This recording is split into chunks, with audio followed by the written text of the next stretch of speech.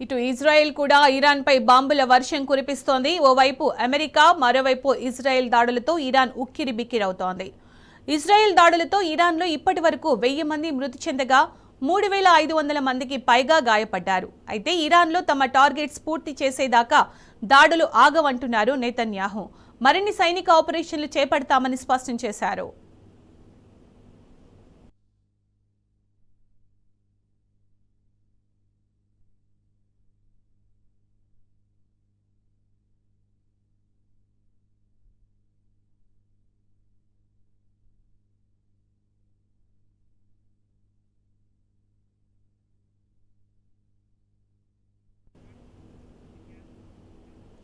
ఓవైపు Iran Israel యుద్ధంతో middle east దేశాలు వణికిపోతుంటే మరోవైపు రణరంగంలోకి అమెరికా ఎంట్రీ ఇచ్చింది. యుఎస్ భీకర దాడులతో యుద్ధ జ్వాలలను మరింత ఎగదూసింది. ఆపరేషన్ మిడ్ నైట్ హ్యామర్ పేరుతో ఫోర్డో, నతాంజ్ అణు కేంద్రాలపై దండయాత్ర చేసింది. ఇరాన్పై దాడులతో అమెరికా ఆందోళనలతో అట్టుడుకుతోంది. న్యూయార్క్లో యుద్ధ వ్యతిరేక నిరసనలు మిన్నంటాయి. భారీ ఎత్తున రోడ్లపైకి వచ్చిన ఆందోళనకారులు ట్రంప్ ఇజ్రాయెల్కు వ్యతిరేకంగా ప్లకార్డులతో నిరసనలు తెలిపారు. ఈ నేపథ్యంలో అమెరికా వ్యాప్తంగా అనేక నగరాల్లో హై అలర్ట్ ప్రకటించారు.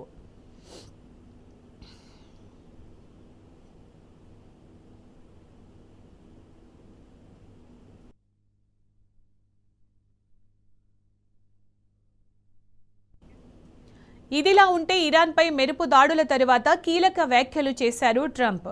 ఇరాన్లో నాయకత్వ మార్పు అవసరమని అన్నారు. ఇరాన్ను మళ్లీ గొప్పగా మారుస్తామన్నారు. తాము చేపట్టిన దాడిలో ఇరాన్ అణు కేంద్రాలకు భారీ నష్టం కలిగిందని పేర్కొన్నారు.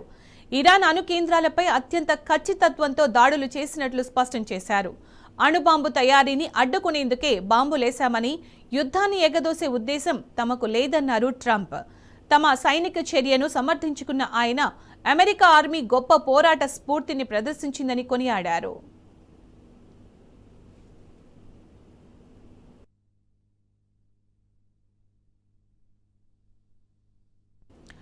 ఓవైపు అణు మధ్యవర్తిత్వం కోసం స్వాగతం పలుకుతూ మరోవైపు సమరాగ్ని రాజేస్తున్న అగ్రరాజ్యాన్ని ఊరికే వదిలిపెట్టబోమని ప్రతిజ్ఞ చేసింది ఇరాన్. చరిత్రలో ఎన్నడూ లేని స్థాయిలో దాడులు చేసి బదులు తీర్చుకుంటామని హెచ్చరించింది. ఇటు ఇరాన్పై అమెరికా దాడి చేయడాన్ని ఇజ్రాయెల్ స్వాగతించింది. అయితే ట్రంప్ చర్యలను ప్రపంచ దేశాలు ఖండిస్తున్నాయి. అరబిక్ దేశాలతో పాటు చైనా, రష్యాలు ఇరాన్కు అండగా నిలుస్తున్నాయి. ఈ దాడుల తరువాత ఇరాన్కు ప్రపంచ దేశాల నుంచి సైనిక సాయం పెరుగుతుందని రష్యా వ్యాఖ్యానించింది.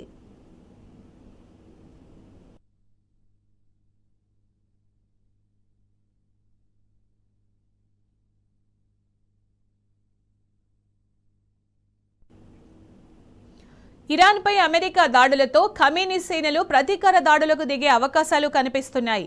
ఈ క్రమంలోనే పశ్చిమాసియా దేశాల్లో ఉంటున్న తమ పౌరులకు అమెరికా ప్రయాణ హెచ్చరికలు జారీ చేసింది. అత్యవసర తరలింపులకు అనుకూలంగా ఆయా దేశాలకు విమానాల సంఖ్యను రెట్టింపు చేసింది. లెబనాన్లోని యుఎస్ ఎంబసీ సిబ్బందిని వెనక్కి రావాలని ఆదేశించింది. సౌదీ అరేబియా, తుర్కియాల్లో ఉన్న అమెరికన్లు భద్రత పరంగా అదనపు జాగ్రత్తలు తీసుకోవాలని కోరింది.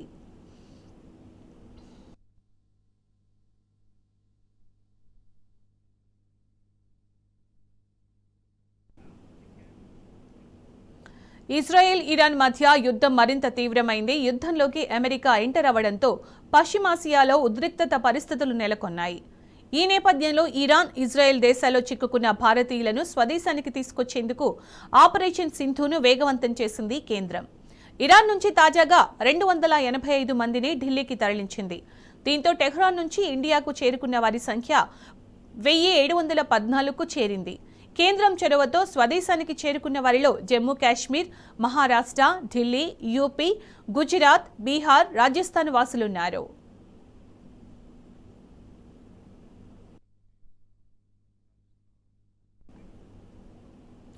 ఇటు ఇజ్రాయెల్ నుంచి భారతీయులను తరలిస్తోంది కేంద్రం. ఈ క్రమంలోనే టెల్ అవీవ్, హైఫాలా నుంచి ఇండియన్స్ ను రోడ్డు మార్గంలో జోర్డాన్ సరిహద్దుకు చేర్చింది. ఇజ్రాయెల్ గగనతలం మూసి ఉండడంతో జోర్దాన్ మీదుగా వారిని స్వదేశానికి తీసుకొస్తోంది.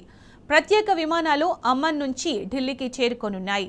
ఇరాన్, ఇజ్రాయెల్ నుంచి భారతీయుల తరలింపు ప్రక్రియను ఎంఓఎస్ పబిత్ర మార్గరీటా పర్యవేక్షిస్తున్నారు. ఢిల్లీ ఎయిర్పోర్ట్లో బాధితులను రిసీవ్ చేసుకున్నారు. టెహ్రాన్, టెల్ అవీవ్ల నుంచి పలు విమానాలను షెడ్యూల్ చేసినట్టు తెలిపారు. Flight has arrived in New Delhi airport tonight at 11 p.m. Carrying 285 Indian nationals from Iran. It arrived from Masad of Iran.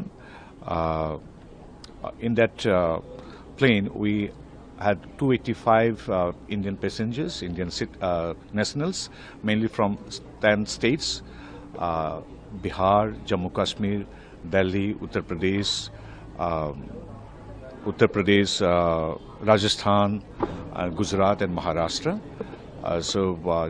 And the total number of evacuated Indian nationals from Iran stands now at 1,713, and we have scheduled 2-3 more flights from Iran for the next 2 days.